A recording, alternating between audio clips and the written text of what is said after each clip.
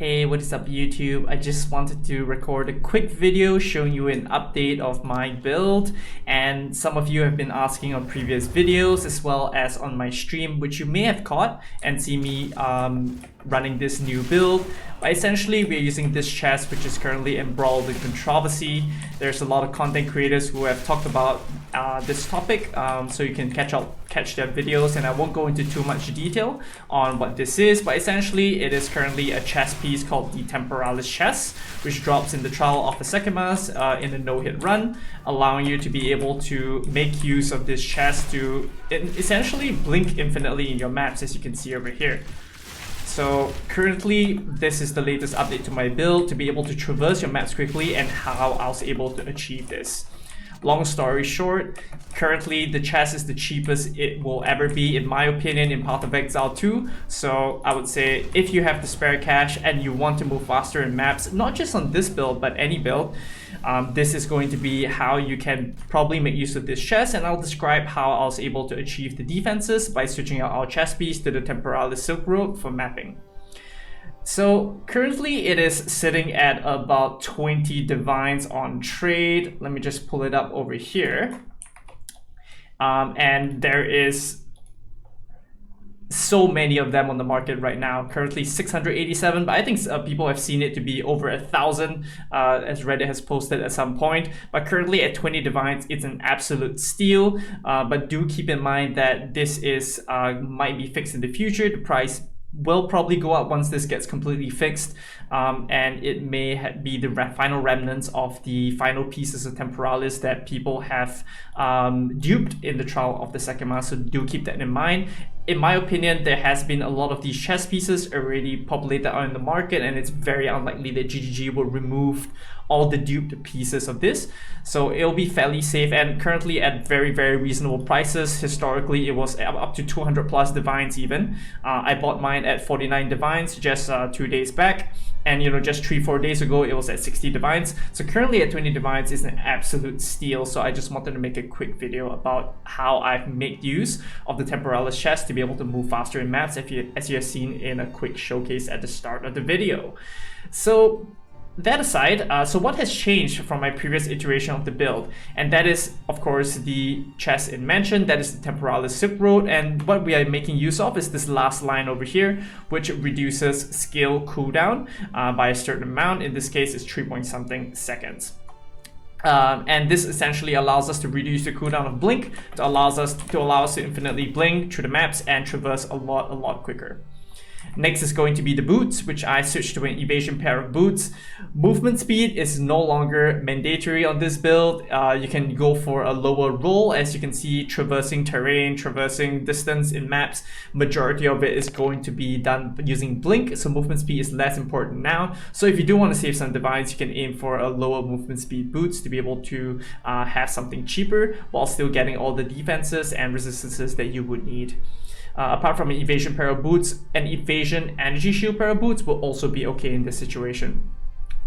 And lastly, my helmet is going to be an ES helm. Currently, it has life on it, and I would prefer a 400 ES helm and above to be able to get more evasion, because I'll talk about this later, but essentially we are speccing to subterfuge mask to get more evasion. The key thing that we're losing is going to be our chest piece, which we were using previously, an evasion chest piece, giving us a whole lot of evasion, flat evasion on our build, plus beastial skin to get that. So losing that chest piece to use the temporalis, we lose a lot of evasion. So currently you can see previously we had 80% evasion, now it's currently at 70%. Having the helmet with the higher ES roll will essentially give us a lot more evasion paired with subterfuge mask. Last but not least is going to be the ventors gamble ring, which I'm using to be able to get additional spirit, as well as resistances and rarity, which contribute to the build as well. As you know, we're currently using blink in our main hand, so we need a lot more spirit. So I'll talk about this a little bit more, but essentially we're using the ventors gamble to be able to get that more spirit.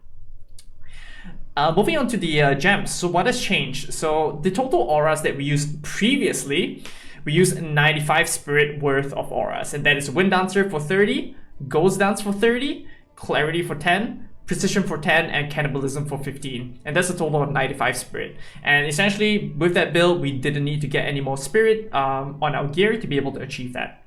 Currently with the new auras, we have to run Blink. So currently with the same auras, we're using Windancer and Cannibalism, and we have removed Ghost Dance from our build and added in Blink, which is 60 spirit, and Grim Feast, which is 30 spirit, which is our new defensive layer, which I'll talk about in just a second, for a total of 135 spirit. This means that we have to somehow find additional 35 spirit on your gear if you want to add in Cannibalism. If you don't want Cannibalism, it is only an additional 20 spirit, and you can rely on your life flask for that to start with if you are lacking the cash. So you'll need to do some math here, which I posted in my mobility guide, the kind of the benchmarks you're looking for. But essentially the baseline amount of spirit that you would want to run this build at the minimum is going to be additional 20 spirit to be able to run Blink, Grim Feast, and Winddancer. And that's it. And to be able to get 20 additional spirit, essentially, with, in my example, using 79% ingenuity, you will need 12 spirit on a ventors gamble. So 12 times 1.79 gives you essentially 20 additional spirit. And if you want to run Cannibalism, which is 15 more spirit, that's where you'll need a 20 spirit times 1.79, giving you 35 spirit. You may have ingenuity with a lower roll, and you may need a higher amount of ingenuity to be able to achieve this amount of spirit. But alternatively, you can also be able to get spirit on an amulet, but do note that you will need to regear, and if you want an in-stacking plus resistance plus spirit amulet plus life and or mana, it's going to be a little bit more pricey, so do keep that in mind. Lastly, if my next upgrade potentially will be to get a spirit on my amulet to allow me to additionally add in a Herald of Thunder potentially onto my build. So if I get 30 spirit on my amulet, I will be able to add that in. So do keep that in mind. I have some breakpoints in the mobile links guide, so do check that out. For my voltaic mark, previously I had Arcane Tempo, and I've moved that to Blink to be able to blink a little bit faster. So that is the last thing that I've changed on my build. As for the passive tree, as you have seen earlier, I took out Beastial Skin as the first change, and I've dropped Catalysis 4 point over here, Jewel plus Catalysis, to be able to take Subterfuge to give us the flat evasion. Otherwise, we will have a significantly lower evasion roll when paired with Sorcery Ward. So currently on my build, I have 2.2k Sorcery Ward, down from the about 4,000 that I had previously. So that is a change that will have happened, but we have essentially shifted our EHP from the Sorcery Ward into our raw ES paired with Grim Feast, giving us a near 2,000 energy shield EHP buffer while mapping. Do keep in mind that you can also drop Rattle on the tree if you are just purely mapping and you find that you can just destroy the bosses within 1 to 2 shock burst rounds. Essentially, you will not need this increased shock duration for the build, so you can keep Catalysis in if you want as the alternative. So essentially, our defensive layer is going to be what I mentioned previously on the Green Feast, paired with that, moved from the Sorcery Ward because Temporalis is an ES chest, giving us a 966 energy shield. So we have kind of switched our defensive layer a little bit from more heavily invested into evasion, which contributes to Sorcery Ward, into more EHP using energy shield. Apart from Temporalis being blinking faster to be able to traverse faster, in my opinion, it is like the Headhunter of Path of Exile 1, where it is a fun multiplier, giving you a lot more fun, a lot more speed in your maps, and as I mentioned previously, can work for any build, not just this one. Definitely, it is not fully synergistic with a lot of other builds that you have seen out there, using cast on dodge roll as some examples, using spark, lightning conduit. You know, the archmage builds are fully making use of this. For this build, it affects only blink and 2 other things, which is sorcery ward, being able to cool down a lot faster with the minus cooldown duration on temporalis, and also emergency reload, which has a very long cooldown, so it just reduces it by that little bit more. So previously, a couple streams ago, I was able to find, roughly 4 citadels on stream. So moving on to my farming mechanic, being able to find 4 citadels in 2.5 hours on stream, and that was before using temporalis. And essentially, a lot of people have been asking me how I was able to farm, and that is the strategy which I was using and which I covered in my previous video on how to find and farm citadels. So if you haven't checked it out yet, do make sure to check out that video.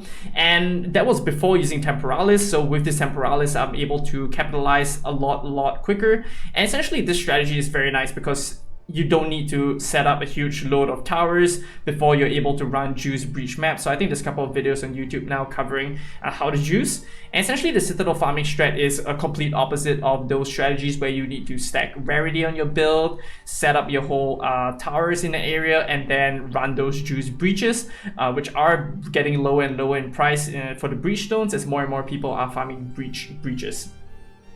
So finding Citadels has been my go-to strategy, and just on yesterday or the day before, I managed to find 5 copper Citadels in a day. Of course, I did high roll a little bit, getting a lot more copper Citadels, but essentially each Citadel right now, each copper Citadel gives 6 divines, and for the iron and the stone Citadel, they give somewhere between 1.5 to 2 divines, essentially giving you an average of like 3 divines for each Citadel that you find on average. So if you're able to find 4 Citadels on average in 2.5 hours, I mean, that will give you a 12 divine farm essentially within that time period. Not the craziest, but essentially a build that allows you to be able to move a lot faster, find a lot more Citadels, and essentially not need to scale into MF like the other farming strategies are out there.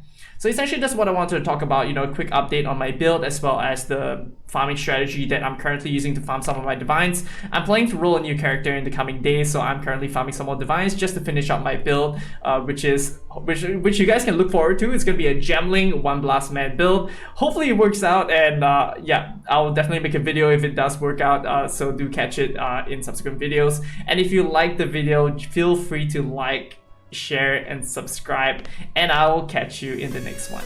Bye.